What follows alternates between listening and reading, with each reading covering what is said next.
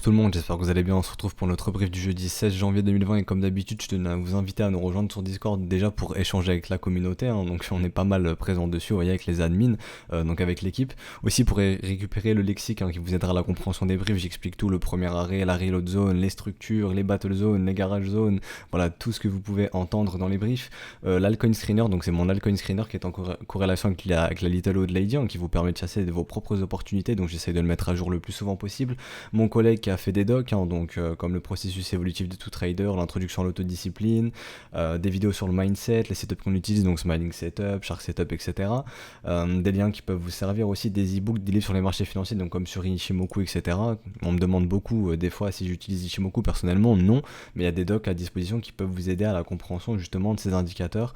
Et mon collègue qui a encore fait d'autres docs, donc le baromètre de janvier, etc. Donc pas mal de docs. Donc bref. Comme d'habitude, le petit sommaire de ce qu'on va aborder aujourd'hui, donc le Bitcoin en daily, ça bougera pas, sera toujours comme ça. Les spreads forwards, ensuite no risk on, risk off, on parlera des altcoins majeurs. Aujourd'hui, il y a une liste qui est assez longue, donc on va revenir mais très rapidement sur Ethereum, Ripple, Litecoin, et ensuite on verra Neo, EOS, BNB, XLM, ADA, IOTA, Dash, XMR, ETC et ZEC. Donc voilà, aujourd'hui il y a pas mal de choses à faire, et on parlera un petit peu de psychologie, on parlera de psychologie aussi qui est tout droit de mon journal, donc voilà, aujourd'hui il y a pas mal de choses à aborder. Bon, on va aller très vite sur la partie du Bitcoin en daily, donc en daily, rappelez-vous, même en weekly, maintenant on va aller en weekly rapidement, notre battle zone, on s'en est extrait à la hausse, donc ça a été résolu par les acheteurs, donc ce mouvement ici est contrôlé par les acheteurs, surtout avec notre structure en W ici de l'autre côté de la trendline qui nous annonçait que le marché était prêt à retracer, donc retracer cette vague. Rappelez-vous, les objectifs ce sont premièrement le premier arrêt très potentiellement, très probablement, donc le premier arrêt. Si on s'affranchit du premier arrêt, pourquoi pas envisager d'aller dans la zone de rechargement de short ici, donc entre les 11 000 et les 12 300 $, donc je ne sais pas si on va y aller, donc rappelez-vous, règle du premier arrêt, si on s'affranchit du premier arrêt, il est très très probable d'aller chercher les 0,78, donc au moins les 11 000 $, mais bon, on est loin de tout ça, donc voilà, on est dans notre garage zone, de notre battle zone, donc là ça nous indique que, ok, les bulls se doivent de lever le pied, le mouvement est en train de consolider, on le voit, depuis 2-3 jours on ne bouge plus, depuis 2 jours même on oscille entre les 8008 et les 8500 $, donc voilà, ça consolide à l'entrée de notre garage jaune, donc le cours se gare, par définition garage jaune tout simplement, donc voilà, donc pour le moment impossible de dire que ce mouvement est de renouveau contrôlé par les bears, donc pour nous c'est toujours les bulls qui contrôlent ce mouvement, mais comme je le répète et je veux vraiment mettre l'accent dessus, nous sommes dans un mouvement contre-tendance, dans un counter-trend rally. On ne peut pas reparler de cycle haussier. On ne peut pas reparler de cycle haussier en mode Bitcoin direction 14 000, 15 000, etc. Non, on est juste dans un mouvement de retracement. Et quand les bears justement reprendront le contrôle du mouvement, qui est actuellement contrôlé par les bulls, donc quand les bears reprendront le contrôle de ce mouvement, donc ils le reprendront un jour, donc quand ils le reprendront, eux leur objectif ce sera d'essayer d'aller casser les 6004, d'aller faire un nouveau plus bas. Est-ce qu'on va y aller? J'en sais strictement rien, je ne dis pas qu'on va aller sous 6400 $, je dis que c'est l'objectif des bears, donc des vendeurs.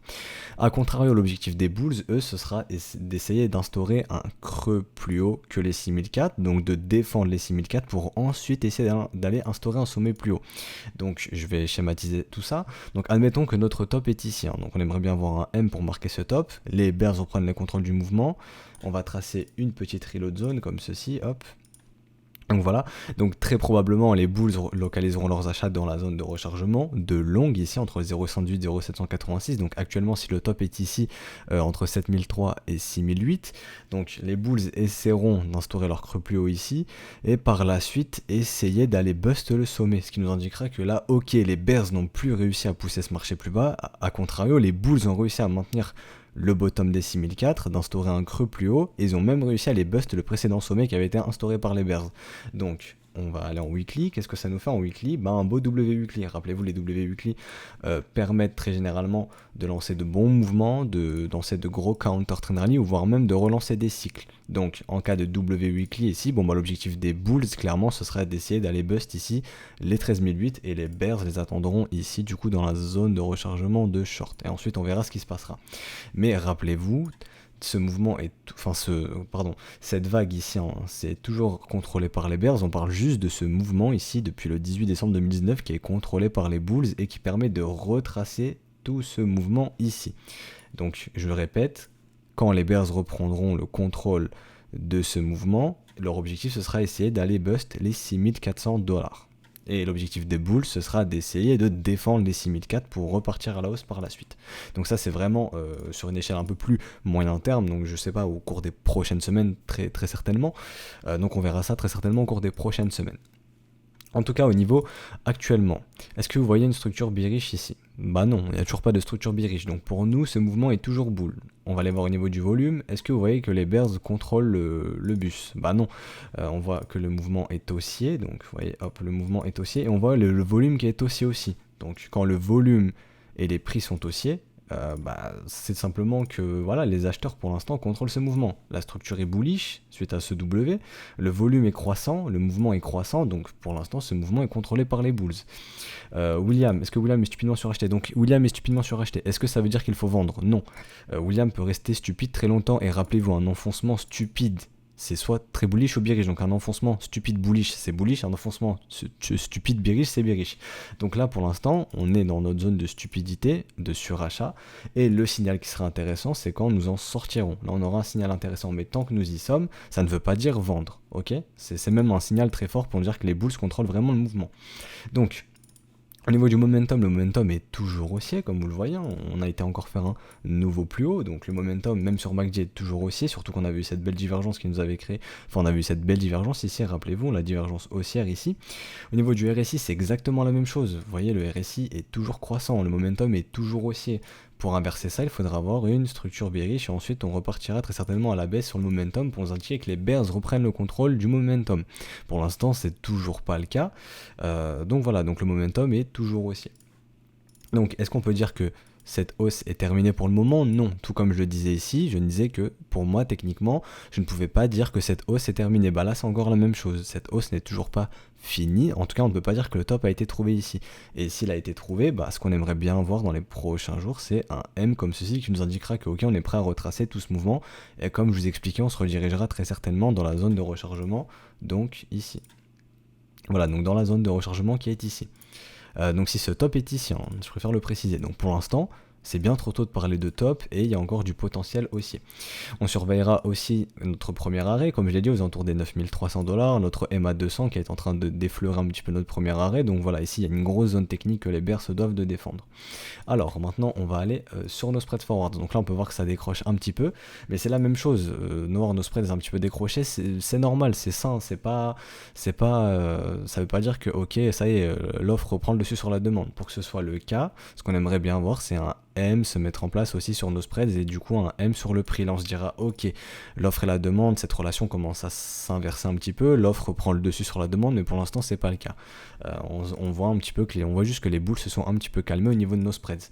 Donc ça correspond à quoi les spreads, hein, je réexplique pour un petit peu les nouveaux de la chaîne. Donc vous avez le prix du Bitcoin sur le spot price, donc là vous achetez du Bitcoin sur Bitstamp, Coinbase, Kraken, je vais pas citer tous les exchanges, et vous avez des dérivés où donc là c'est des contrats forwards, donc vous pouvez voir qu'on a des contrats forwards sur OKCoin, donc c'est des contrats à 3 mois, donc c'est le prix du Bitcoin dans 3 mois, c'est un contrat sur 3 mois, et on peut voir que eux ils sont déjà à 8891$, donc c'est ce qui nous fait un spread haussier, et c'est ce qu'on appelle ça avoir des spreads sous contango, donc que la demande est supérieure à l'offre, et dans un mouvement haussier c'est ce qu'on va voir des spreads sous contango.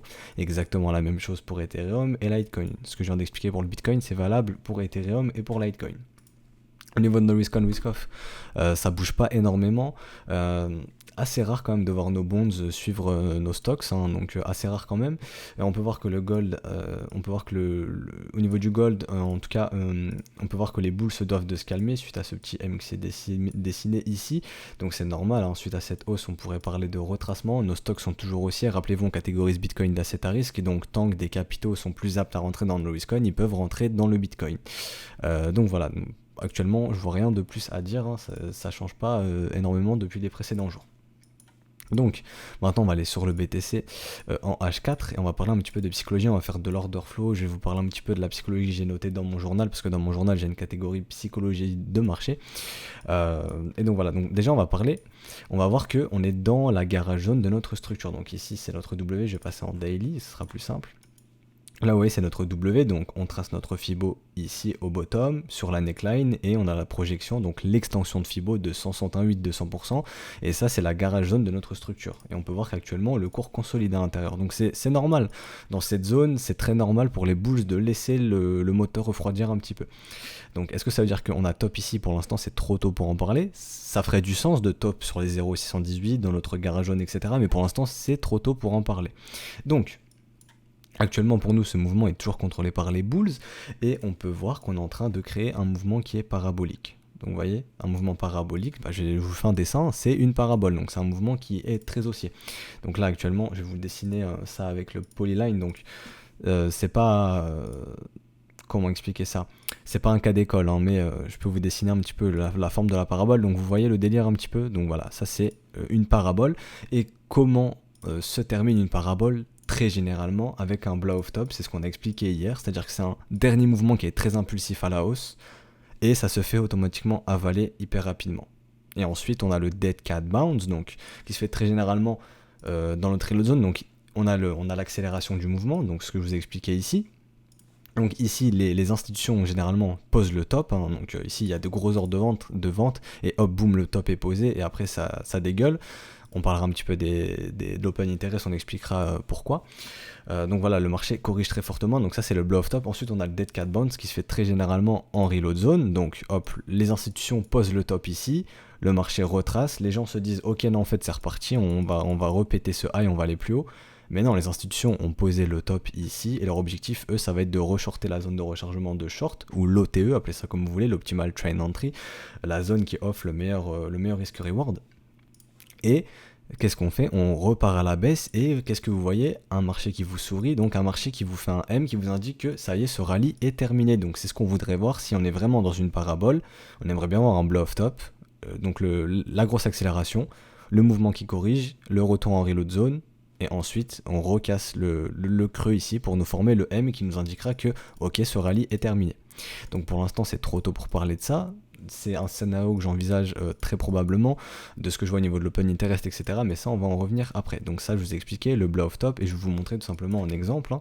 On va voir ce qui s'est passé en juin. Donc hop, voilà.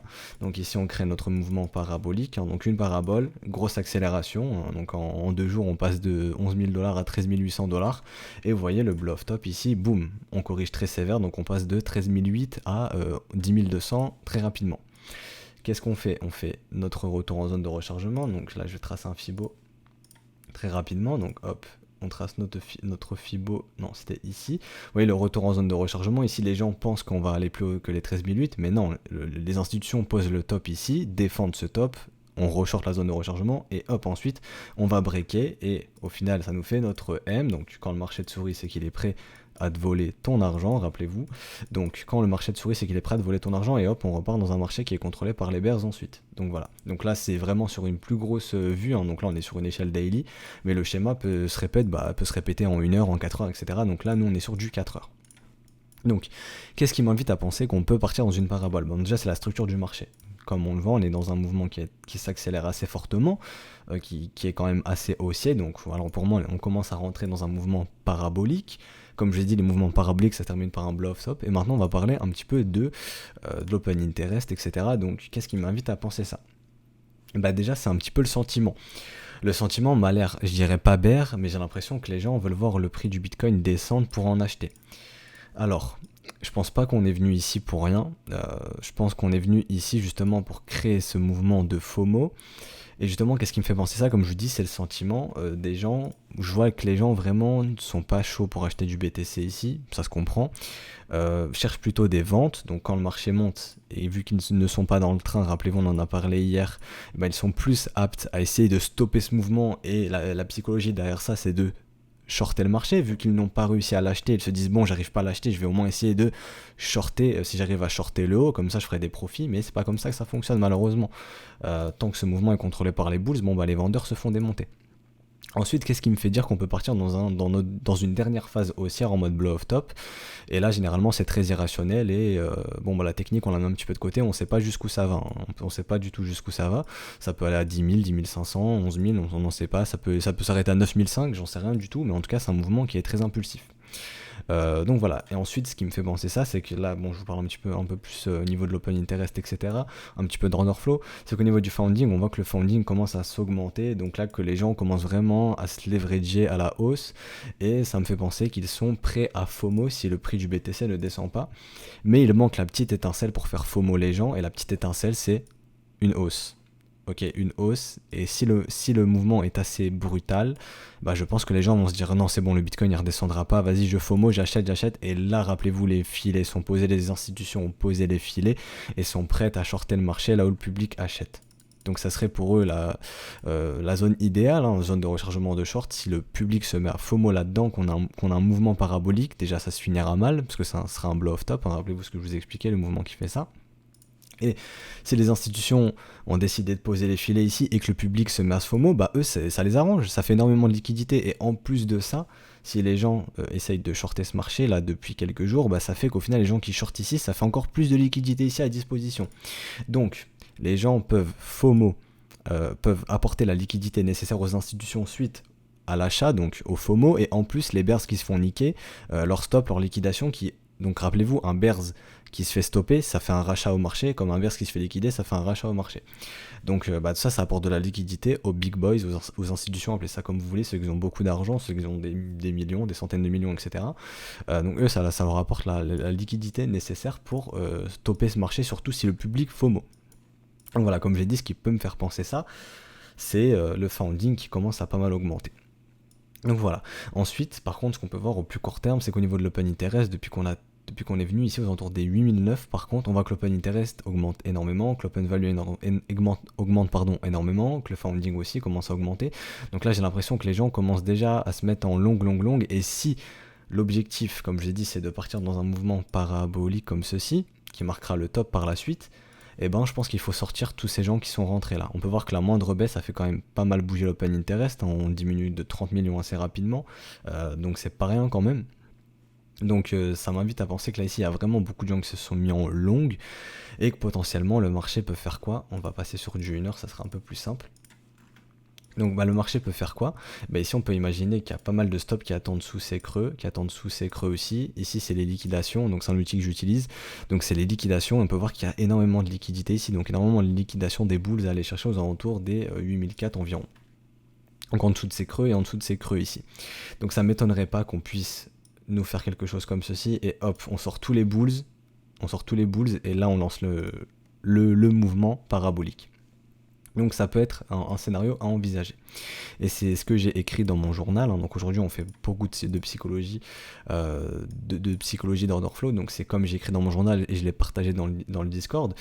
Donc le marché commence doucement à se leverager, comme je l'ai expliqué là, hein. Le marché, vous voyez l'open interest qui augmente pas mal alors que le prix ne fait pas énormément, donc là les gens commencent vraiment à se leverager.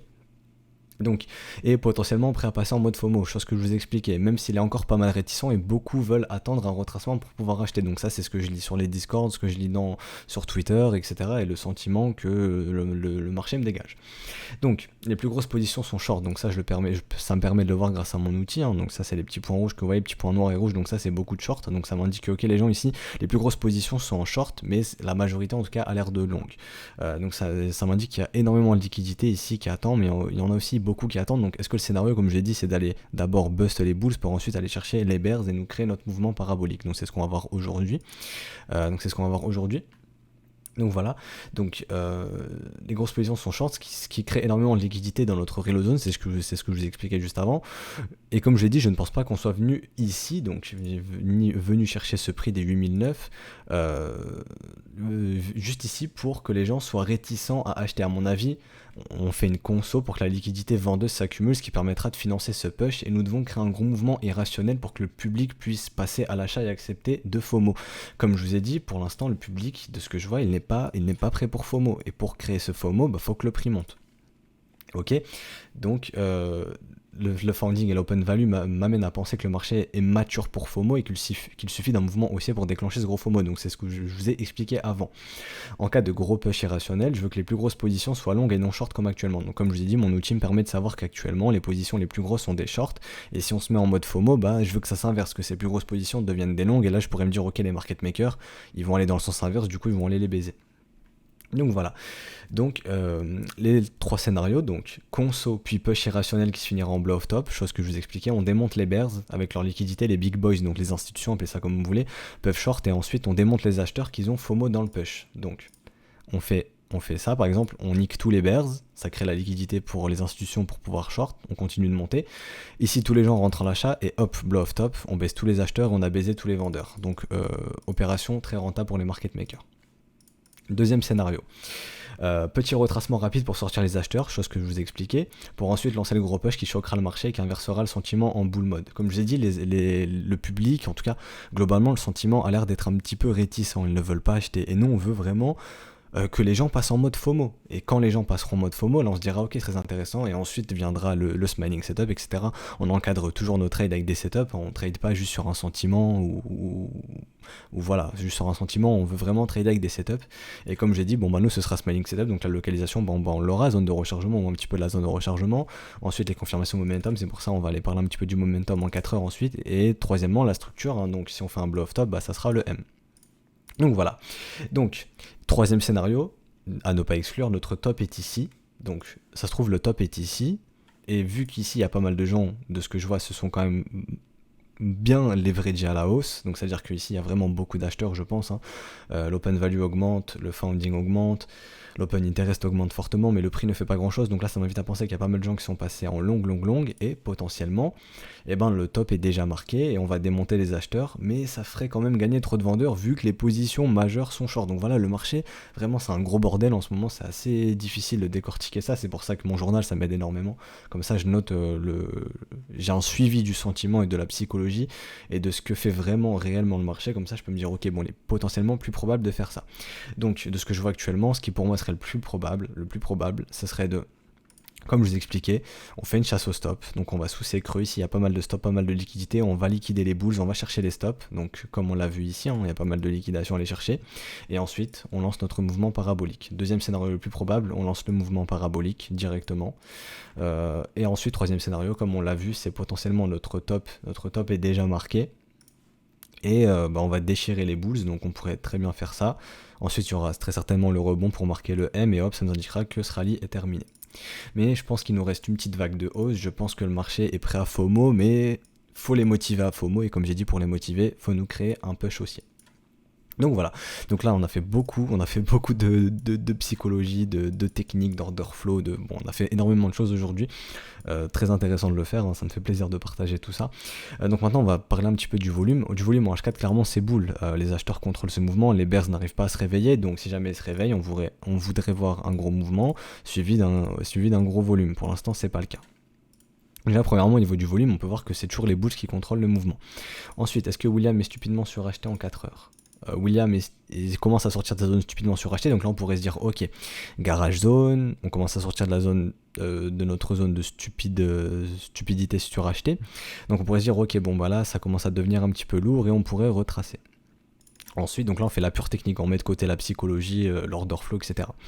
Au niveau du momentum en H4, je vois rien du tout, je vois potentiellement une toute petite bear diff qui pourrait se mettre en place. Au niveau du RSI, potentiellement la même chose avec un M qui se dessine, donc là ok, potentiellement techniquement ça peut nous amener à penser que les bulls doivent laisser le moteur refroidir, et si on fait la corrélation avec ce qu'on a expliqué avant, eh ben, ça pourrait simplement nous indiquer qu'on peut faire la petite chasse au stop et aller liquider tous les acheteurs pour ensuite créer notre mouvement parabolique potentiellement. Donc voilà, le marché, je sais pas ce qu'il va faire, moi je suis là pour vous apporter des scénarios, de vous dire comment on peut trader ça avec des setups, etc., avec une approche professionnelle. Donc maintenant on va parler du smiling setup. Donc pour le smiling setup, nous ce qu'on aimerait voir, c'est le mouvement partir dans la zone de rechargement, avoir des divergences MACD, donc que le momentum nous fasse ça, hein, tout simplement que le momentum nous fasse un M divergent, et ensuite avoir notre structure, donc un M aussi, donc on aurait la première raison, la localisation, donc il faut toujours savoir où est-ce que vous allez acheter ou vendre, donc là c'est un smiling setup pour un short, donc une vente, donc on cherche des localisations vendeuses, donc zone de rechargement de short, ensuite on va avoir le momentum qui nous indique qu'il se passe quelque chose, et troisièmement la structure. Donc la structure ça sera un M, donc voilà, ça serait pour le smiling setup par exemple. Donc voilà, donc pour le Bitcoin c'est terminé pour aujourd'hui, je vois pas grand chose d'autre à dire, aujourd'hui ça peut potentiellement risquer de bouger, Donc on sera peut-être fixé jeudi, vendredi, donc aujourd'hui, vendredi, demain, etc. Donc nous on verra ça au cours des briefs, hein. Mais aujourd'hui on s'est pas mal focus sur Bitcoin, mais c'est pas terminé, on va se focus un petit peu sur les alts. Maintenant je suis désolé, le brief risque d'être assez long aujourd'hui. Donc au niveau d'Ethereum, Ripple, Litecoin et Bitcoin Cash, on va aller voir Bitcoin Cash rapidement. Bah y a rien qui a changé, hein. On est toujours dans nos zones de rechargement de short. Est-ce qu'on peut dire que ce mouvement est terminé pour l'instant? Non, c'est trop tôt de le dire. Rappelez-vous, on avait eu nos smiling setup, hein, donc nos localisations, nos divergences, donc nos confirmations momentum et nos structures. Donc voilà, les smiling setups sont déclenchés. Est-ce que pour le moment on peut dire que le top est ici? Bah non, c'est bien trop tôt. C'est comme pour le Bitcoin, on veut voir une structure qui inverse W. Et comment on inverse un W? Bah avec un M, et pour l'instant on n'a toujours pas ça. Donc pour moi, impossible de dire que les tops sont marqués sur les alts pour le moment. Est-ce qu'on peut dire qu'on a bottom? Bien trop tôt aussi pour le dire. Nous sommes pour l'instant que dans des counter trend rally, donc dans des mouvements de retracement. Donc voilà. Donc au niveau du Bitcoin Cash, non, on va passer sur le Neo directement. Donc au niveau du Neo, c'est exactement la même chose. Rappelez-vous, on a eu notre beau W, on a eu une autre belle divergence au niveau du MACD, donc la confirmation momentum est ici. Donc voilà, on avait un smiling setup dispo. Pour moi, je ne l'ai pas pris parce que le risque reward n'est clairement pas intéressant. Et on peut voir qu'actuellement, Neo consolide dans sa zone de rechargement de short, bah, tout comme Ethereum et Litecoin. Ripple, lui, par contre, est bloqué sur son premier arrêt. Donc en tout cas, Neo est sensiblement comme Ethereum, en tout cas au niveau du risque reward, pour moi c'était pas intéressant. Donc maintenant EOS. EOS lui, il a pas fait de W, donc moi en tout cas pour moi en W, ça doit retracer au minimum. Donc je vais bien placer mon Fibo ici, hop. Ça doit minimum être à 0,68, donc le deuxième creux doit être à 0,68. Vous voyez qu'il ne le fait pas, donc pour moi ici ça reste du V, donc pas de smiling setup ici, mais on peut voir qu'on est bien dans un counter trend rally, hein. Donc la structure de marché pour moi, même si ce n'est pas un W, elle est quand même présente. On est dans un creux plus haut, creux plus bas, pardon. On instaure un sommet, hop, un creux plus haut, et on va bust ce sommet, ce qui permet de lancer ce mouvement impulsif. Donc ici pour moi pas de smiling setup. Je suis pas à l'aise pour moi ici c'est pas un W, ça a vraiment trop la forme d'un V. Comme je l'ai dit, je vais avoir mon W qui retrace mon second creux qui retrace au minimum à 61,8. D'autres diront à 50, etc. Pour moi c'est 61,8, sinon c'est un peu trop V bottomhead, j'aime pas ça.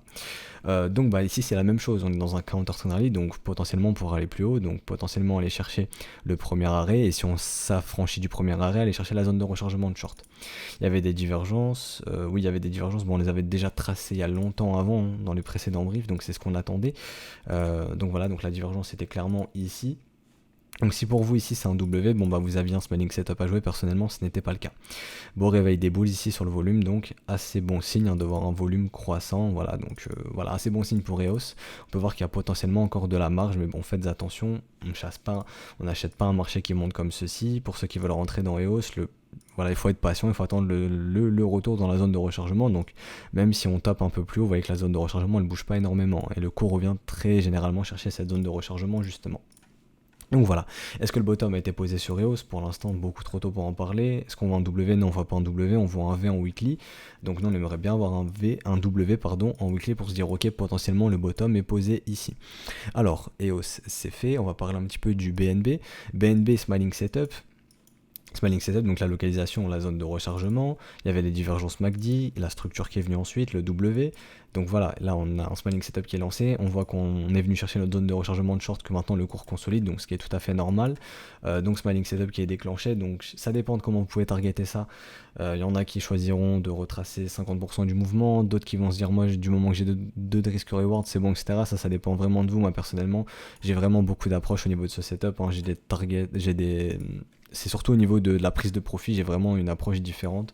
Ma prise de profit n'est pas fixe en fait, j'ai pas une règle prédéfinie pour ma prise de profit, ça dépend vraiment de la tête du marché. Mais je cherche au minimum de 2 risques reward avec des targets réalistes. C'est juste ça, la première règle, c'est de target réaliste de 2 risques reward. Donc au niveau du BNB, c'est un setup, un smiling setup déclenché, on a le W, on a le wake of check, et ensuite ça part. Donc voilà. En tout cas, on peut voir qu'à l'arrivée de notre zone de rechargement, ça se met à consolider, ce qui est tout à fait normal. Et est-ce qu'on peut dire que le bottom a été trouvé ici? Bah, encore une fois, c'est bien trop tôt pour en parler. On est simplement dans un V-bottom. Pour le moment, rappelez-vous, les V-bottom n'inversent pas les tendances, donc il est très très probable que nous soyons juste dans un counter trend rally.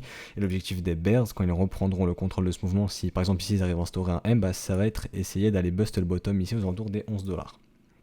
Donc voilà, donc est-ce que le bottom est posé ici pour BNB? Bien trop tôt pour le dire. Alors XLM, XLM, bah, on peut voir pareil, hein, le W est confirmé, il a du mal à partir, on n'arrive même pas à aller chercher notre premier arrêt. Est-ce qu'il y avait des divergences? Oui, il y avait des divergences, donc voilà, assez intéressant. Et dans le cas d'un counter trend rally, mais on peut voir qu'il a vraiment du mal à partir lui. Au niveau de ADA, on va aller sur ADA USD. Encore une fois, est-ce que le bottom a été posé ici? Bien trop tôt pour en parler. Alors au niveau de ADA, on peut voir que ADA c'est la même chose, hein. Donc il y a pas mal de smiling setup qui se sont déclenchés, hein. Donc smiling setup, localisation, on était sous la reload zone, ça nous intéresse. La divergence qui nous fait notre confirmation momentum, et ensuite la structure, donc là voilà, des W dans des W. Donc très intéressant, on peut voir qu'on a réussi à s'affranchir du premier arrêt, donc on pourra aller chercher la zone de rechargement de short ici. Et encore une fois, est-ce qu'on a posé un bottom? Bien trop tôt pour en parler, on est simplement dans un counter trend rally. Donc par exemple, si votre approche du smiling setup c'est 2 de risk reward, votre prise de profit se fait sur du 2 de risk reward, bah, par exemple votre trade, vous, ça serait ça par exemple. Hop, donc hop 2 de risk reward, donc voilà, ici. Donc voilà, ici c'est vraiment un exemple tout bête.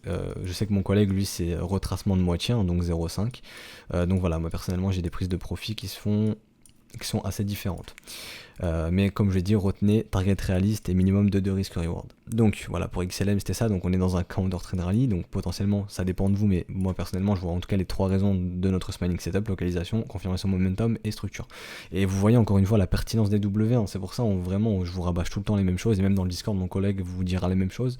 On veut 3 raisons: la localisation, la confirmation momentum et la structure est très très importante, c'est ce qui nous montre que le marché est prêt à se retourner, ou en tout cas à faire des counter trend rally, et c'est ce qu'on fait avec nos smiling setup. On trade des counter trend rally, donc des mouvements contre tendance. Donc des mouvements de retracement. Alors là on était sur ADA, si je dis pas de conneries, oui. Donc Yota, donc Yota c'est exactement la même chose. Yota c'est vraiment la même chose. Yota c'est smiling setup, la localisation on l'avait. La structure, la confirmation momentum, pardon, avant on l'avait, la divergence MACD qui a été confirmée, et ensuite la structure W dans un W, structure très intéressante, et let's go. Donc voilà, donc 2 de risk reward minimum sur des targets réalistes, donc hop, 2 de risk reward, ça se fait ici. Hop, 2 de risk reward. Donc voilà, là on a largement eu le 2 de risk reward. Et mon collègue, lui, je sais qu'il s'attend à un minimum 2 de risk reward avec un retracement de moitié de la précédente vague. Donc on doit être dessus quasiment. Ouais, on est venu chercher au dollar près, si je dis pas de bêtises. Hop, quasiment. Donc normalement, bon bah lui, je sais qu'il doit être out. Mais voilà, donc là c'est le cas concret d'un smiling setup. Donc voilà. Au niveau de Dash, on m'a énormément demandé le Dash, donc non, on va pas aller sur ce Dash ici, on va aller sur le Dash de Binance, si je dis pas de conneries. Donc lui, le Dash, j'en avais parlé. Est-ce que je m'attendais à un mouvement comme ça? Clairement non. Donc ceux qui font des smiling setup et qui targetent un retracement de moitié, bon bah là ça offre pas mal de gains, hein, clairement. Est-ce que moi j'ai pu rentrer dans Dash? Malheureusement non, vous savez, j'attends les wake of check. Donc qu'est-ce que le wake of check? Le wake of check, c'est le fait d'avoir le W et de revenir tester la neckline. On n'est pas revenu tester cette neckline malheureusement, donc pas de wake of check pour moi, donc pas de smiling setup pour moi. Et bon bah le mouvement est pas mal haussier, et là on est dans une zone de rechargement de short, donc c'est pas le moment d'acheter du Dash. Ça sert à rien de FOMO, je vous le répète, on chasse pas un marché, on trace gentiment notre zone de rechargement et on attend tranquillement que le cours y vienne. Donc ça serait par exemple du Shark Setup, ou ensuite ceux qui sont un peu plus pointilleux, on attend que ça vienne dans la zone de rechargement, confirmation momentum, notre petit W, et là let's go. En tout cas, ce qu'on peut voir, c'est que bon bah lui il est bien parti, et encore une fois, bon bah hop, on a la localisation, on a la confirmation momentum, les belles divergences MACD, et ensuite la structure, le W, et rock'n'roll, let's go. Maintenant on va aller sur du Dash USD, donc là il me faut un indice un peu plus vieux, donc voilà, Poloniex ça va faire l'affaire. Donc voilà, hop, on va aller en monthly. Et ici c'est pas un W, hein. Si on vient break ici les 220$, ce n'est pas un W puisqu'on va faire un creux plus bas. Donc on reste sur du V bottom. On va aller en weekly. Est-ce qu'on va en W weekly? Pour l'instant non, on reste sur des sur des V bottom weekly. Donc est-ce qu'on peut dire que le bottom est acté sur Dash aux alentours des 39$? Non, ça demandera plus de temps pour augmenter les probabilités de poser un bottom. Pour l'instant c'est pas le cas. Donc là on a fait le Dash, on va aller sur le XMR contre le dollar. Donc XMR, on va aller en daily. XMR, j'ai pas. Non, voilà, non, on va aller sur XMR USD Bitfinex, pardon, comme ceci. Donc qu'est-ce qu'on peut voir? On peut voir W, hop, encore une fois, confirmation momentum, localisation. Premièrement, on a la localisation, hein, donc dans la zone de rechargement de short, dans la zone de rechargement d'achat, pardon, de ce mouvement. Donc je vais tracer le Fibo. On doit être un petit peu dessous, ça dépend. Hop, Fibs. On est un petit peu dessous, donc personnellement moi ça me va, hein, c'est encore mieux, même si on est sous la zone de rechargement, ça me va.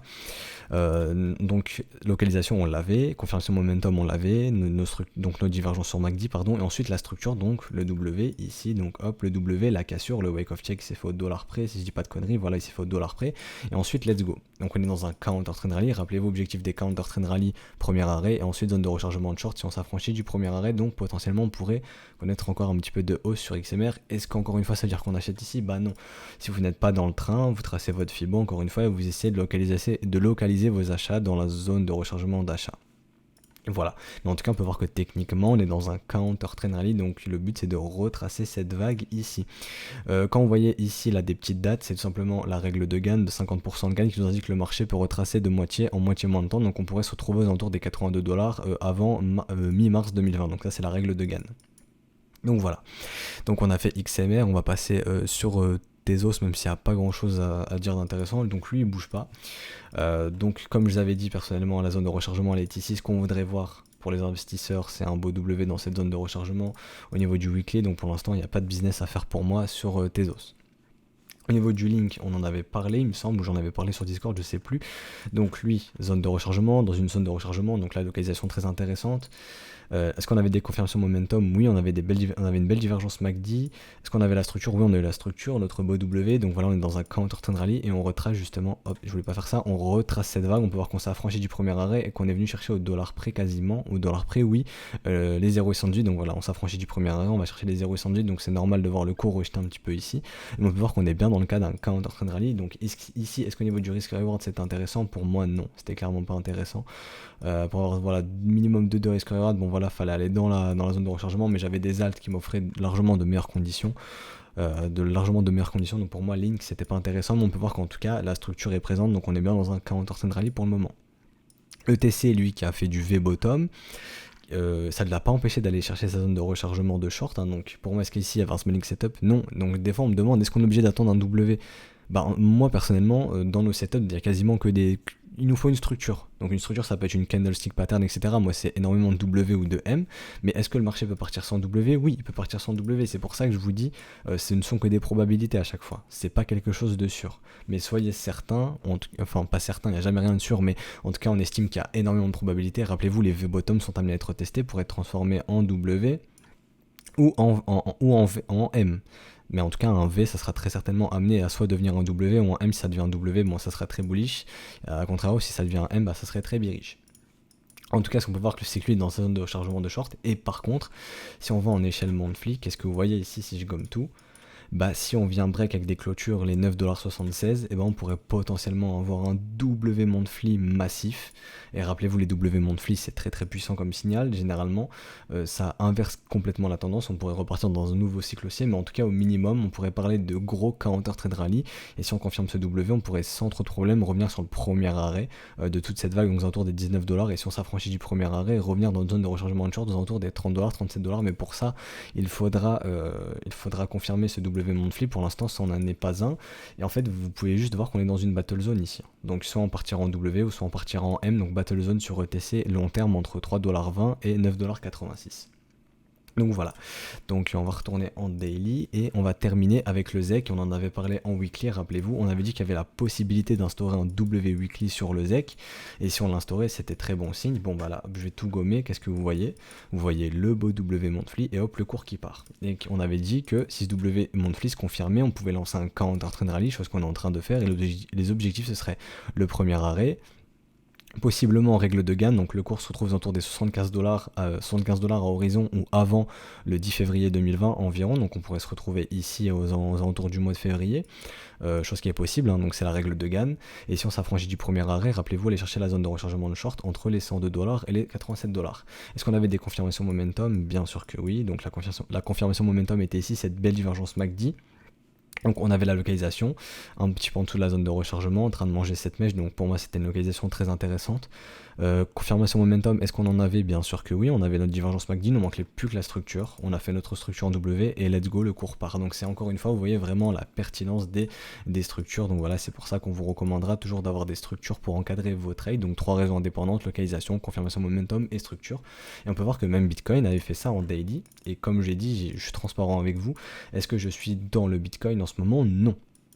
Je ne suis pas dans le Bitcoin, rappelez-vous, parce que la neckline du W ici se faisait en dehors de la zone de rechargement et je veux automatiquement que mon achat se fasse en zone de rechargement, donc que la neckline de mon W se fasse dans la zone de rechargement d'achat ici. Chose qui n'a pas été le cas, donc pour moi ici c'était pas un smiling setup valide. Est-ce que pour autant je vous dis que Bitcoin va descendre parce que j'ai pas acheté de Bitcoin? Bah non en fait. Donc c'est pour ça que je vous dis vraiment, mettez un journal en place, etc. Ça vous permet de ne pas avoir de biais. Et par exemple, actuellement, je ne suis pas dans BTC et ça ne m'empêche pas de vous dire que probablement, de ce que je vois, il y a encore de la marge à la hausse. Et ça, c'est vraiment, faut vraiment se discipliner et ne pas être biaisé, ne pas avoir de biais. C'est ce qui vous mène très souvent au rect. Vous allez chercher n'importe quoi, une divergence, vous allez chercher potentiellement juste une structure, vous allez vous dire, allez, c'est bearish, non, moi je veux que le Bitcoin descende, tout ce que je vois pour que ce soit bearish, faut que ce soit le cas, faut que ce soit bearish, faut que ça baisse. Bah non, c'est pas la façon, c'est pas le comportement qu'il faut adapter, c'est pas un comportement professionnel. Il faut trader ce que le marché vous montre, tout simplement. Et de ce qu'on voit actuellement, bah c'est un mouvement qui est toujours contrôlé par les bulls, hein. Donc c'est pour ça que je vous dis que probablement il est possible encore de monter. Et alors que, comme je vous ai expliqué, si vous n'avez pas acheté de Bitcoin, bah automatiquement il y a un biais qui peut se créer et vous vous dites non, le Bitcoin doit descendre pour que je puisse en acheter. Et c'est pour ça que je vous invite vraiment à créer un journal, et comme on l'a mis dans le Discord, mon collègue vous a fait une doc qui vous explique comment il fait son journal, donc qu'est-ce qu'il y met dedans. Je vous ai déjà expliqué pas mal dans les vidéos qu'est-ce que je mets dans le mien. Dans le Discord, je vous explique aussi ce qu'il y a dans mon journal. Ensuite, on a des trade logs, donc ce qui vous permet d'encadrer vos trades, les Demon Finder, donc on va cliquer dessus. Donc voilà, donc les Demon Finder, c'est ce qui vous permet d'identifier les échecs de votre setup. Donc déjà, premièrement, les raisons de votre setup, donc par exemple, il a mis localisation, marqué de structure, etc.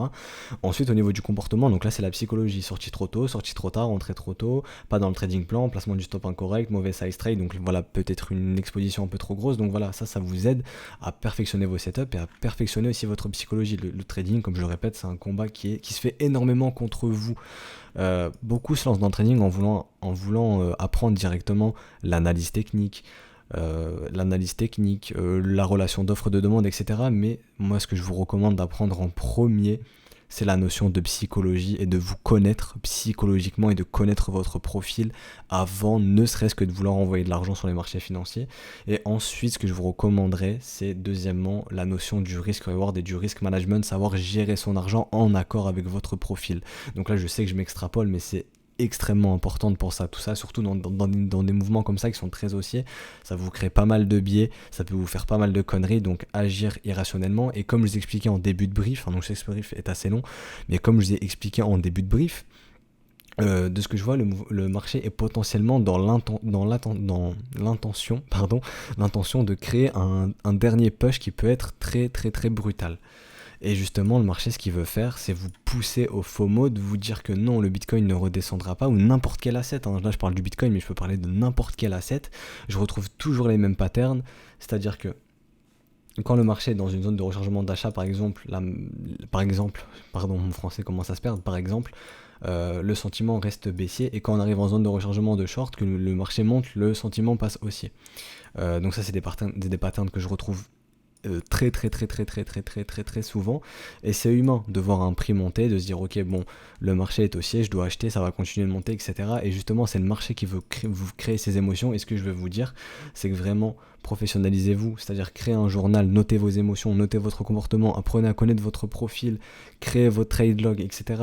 Vraiment professionnalisez-vous. Je vous reprends souvent cet exemple, mais par exemple, vous ne pouvez boxer contre des professionnels si vous vous comportez comme des amateurs. Vous ne pouvez pas être dans la même catégorie que les professionnels si vous ne comportez pas comme eux.